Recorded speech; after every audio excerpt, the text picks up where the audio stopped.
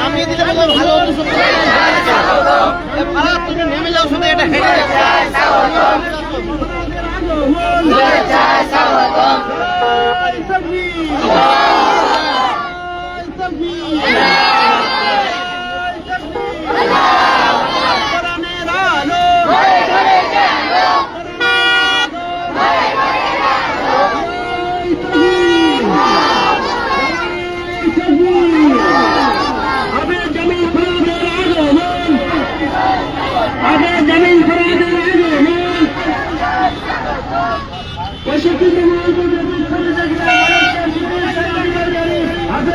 जमीन फरादे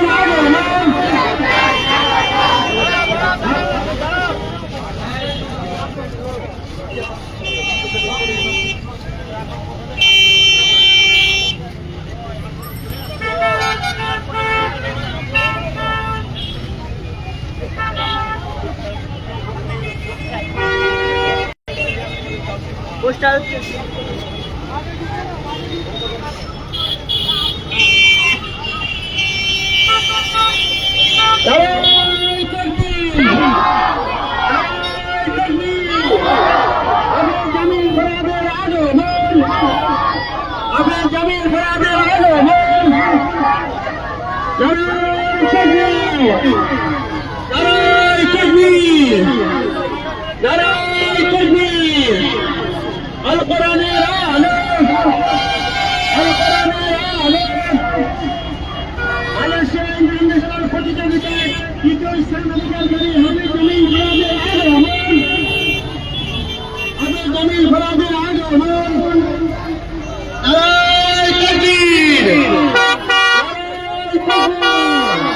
কেমন লাগছে ভাই আজকে? ও ভাই ও দাদা কেমন লাগছে?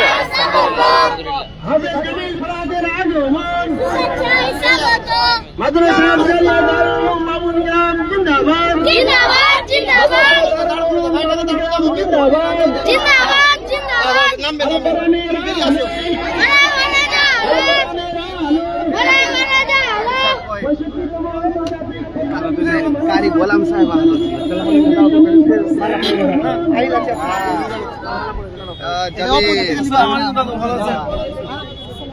জামিল জামিল ভাই এটা আমাদের আসসালামু আলাইকুম এদিকে আসেন সামনে আসেন ভিডিও করেন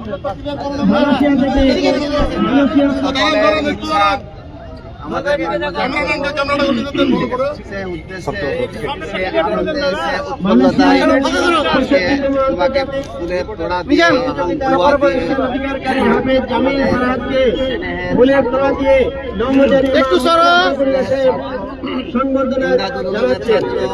আলতাফিয়ার ছাত্র, আফজালিয়ার ছাত্র তথা বাংলাদেশের একাধিক যোগ্য হাফেজদের ছাত্র।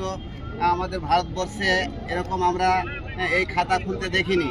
আজকে প্রথম মালয়েশিয়া বিশ্ব জয়ী হয়ে আমাদের এই ভারতবর্ষে জামিল ফারাদ সাহেব আসলো।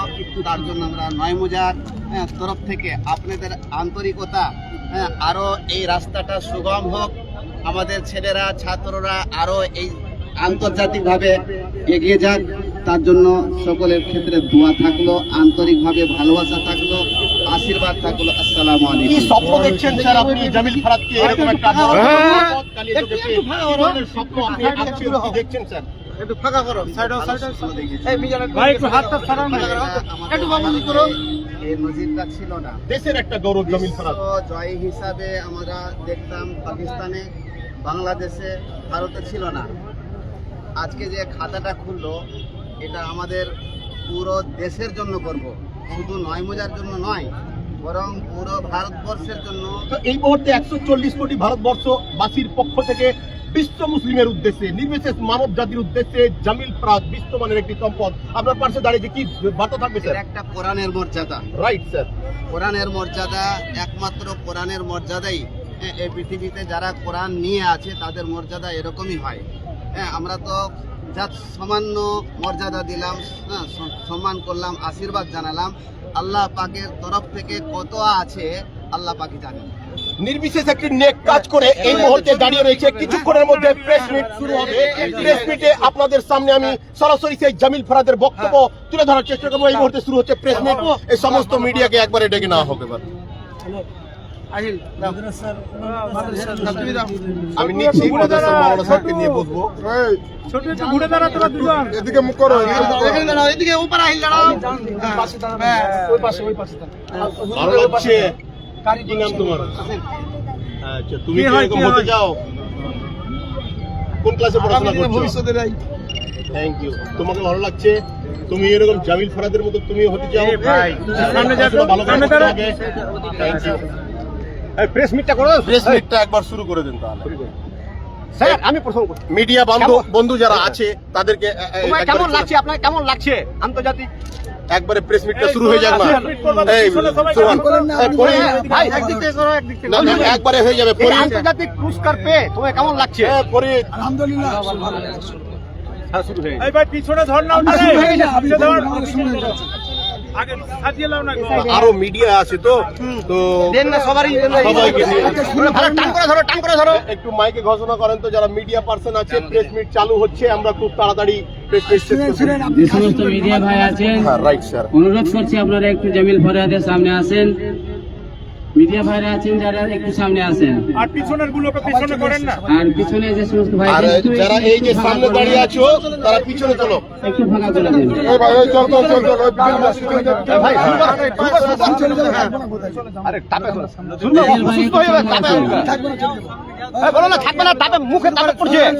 বলো না, এই এই না শুরু করো, মুখে টাপ পড়ছে। আর চলেছে সবাই। আমরা সমস্ত মিডিয়া কর্মী সবার পক্ষ থেকে এবং নির্বিশেষ মানব জাতির পক্ষ থেকে সর্বপ্রথমেই ভালোবাসা, আন্তরিক অভিনন্দন জানিয়ে জানতে চাইবো এই মুহূর্তে বিশ্ব জয়ের পর কি কি কর্ম প্রক্রিয়া হলো সেখানে একটু তুলে ধরবে। 65তম মালয়েশিয়া আন্তর্জাতিক কোরআন প্রতিযোগিতায় ভারতীয় প্রতিযোগী হিসেবে প্রতিনিধিত্ব করেছি। আলহামদুলিল্লাহ, সুম্মা আলহামদুলিল্লাহ। পুরস্কার পাবো এটা ভাবতে পারিনি। তবে যখন নাম ঘোষণা করা হয়েছিল, আমার নাম ঘোষণা করা হয়েছিল, আমার দেশের নাম ঘোষণা করা হয়েছিল, তো আমার দেশের নাম যখন ঘোষণা করা হচ্ছিল মিনাল হিন্দ ভারত থেকে, তখন গৌরবে বুকটা ভরে যাচ্ছিল এবং সত্যি মনে হচ্ছিল ভারত সত্যি সারে জাহাজ যাচ্ছে। এবং ভারত শুধুমাত্র ক্রিকেটের দিক দিয়ে এগিয়ে নয়, অভিনয়ের দিক দিয়েও এগিয়ে নয়, ভারত কোরআনের দিক দিয়ে এগিয়ে। আজকে পার্শ্ববর্তী দেশ বাংলাদেশ, ইন্দোনেশিয়া, মালয়েশিয়া, ইরান, এরা সারা বিশ্বে যে কোনো আন্তর্জাতিক প্রতিযোগিতায় গিয়ে পুরস্কার নিয়ে আসছে। কিন্তু আলহামদুলিল্লাহ আগে সারা বিশ্বে এসব দেশের নাম হতো যে এসব দেশ প্রতিযোগিতায় আসলে সব দেশকে পিছনে ফেলে দেয়, কিন্তু এখন থেকে সারা বিশ্ব জানতে পারবে যে ভারতের প্রতিযোগীরা এসেও এসব মুসলিম কান্ট্রিগুলোকে, যেসব কান্ট্রি কোরআনের পারদর্শী, কোরআন পড়াতে পারদর্শী, সেসব কান্ট্রিগুলোকে পিছনে ফেলে দেয়। আচ্ছা, গুরুত্বপূর্ণ একটা মেসেজ যে এই মুহূর্তে বিশ্ব জয়ের পর আরো একটা বার্তা জানতে চাইবো যে ওখানে কোরআনের প্রতিযোগিতা বলতে কি ধরনের প্রতিযোগিতাটা হচ্ছিল?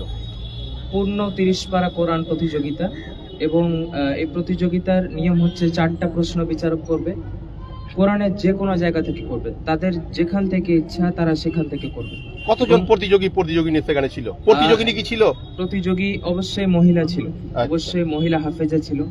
তো সব মিলিয়ে 71টা দেশ থেকে বিশ্বে সর্বপ্রথম এই প্রতিযোগিতার স্ক্রিনিং রাউন্ড হয়েছিল, অনলাইন রাউন্ড। সেখানে সারা বিশ্ব থেকে প্রত্যেক দেশ থেকে 1-2 করে অংশগ্রহণ করেছিল। সেখান থেকে তারা সেরা 70টা দেশকে তাদের দেশে আমন্ত্রণ জানায় এবং তার মধ্যে ইন্ডিয়া ছিল এবং ইন্ডিয়া 70টা দেশের ভিতরে আলহামদুলিল্লাহ টপ 3-তে। আলহামদুলিল্লাহ, এই যে প্রথম একটা এক্সপিরিয়েন্স, এই এক্সপিরিয়েন্স যেন ভারতবর্ষের প্রত্যেক বছরে প্রতিফলিত হয়, গৌরবান্বিত এই ভারতকে যেন বারবার আমরা তুলে ধরতে পারি, এই উদ্দেশ্যে কি বার্তা থাকবে এই মুহূর্তে? ভারতকে আমাদের ইচ্ছা, আমাদের আকাঙ্ক্ষা যে আমরা ভারতকে পরবর্তীতে কোরআনের দ্বারা এগিয়ে নিয়ে যাব। ভারতকে যেন সবাই কোরআনের অ্যাঙ্গেলে বেশি চিনে। আগামী দিনে কি টার্গেট রয়েছে?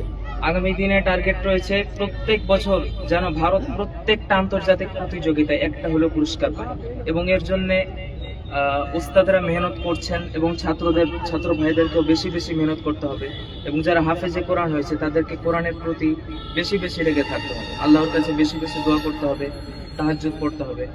এটা আসলে মহান আল্লাহর রহমত ছাড়া সম্ভব না। আপনি যতই কোরআন মুখস্থ করেন, যতই আন্তর্জাতিক প্রতিযোগিতা দিয়ে দিয়ে পারদর্শী হয়ে যান, আল্লাহর রহমত যদি আপনার উপর না থাকে তাহলে এটা কখনোই সম্ভব না। আচ্ছা, একটু নাম পরিচয়টা। আমার নাম মোহাম্মদ জামিল ফারহাদ। শিক্ষা প্রতিষ্ঠানের একটু পরিচয়টা আমি চাইবো।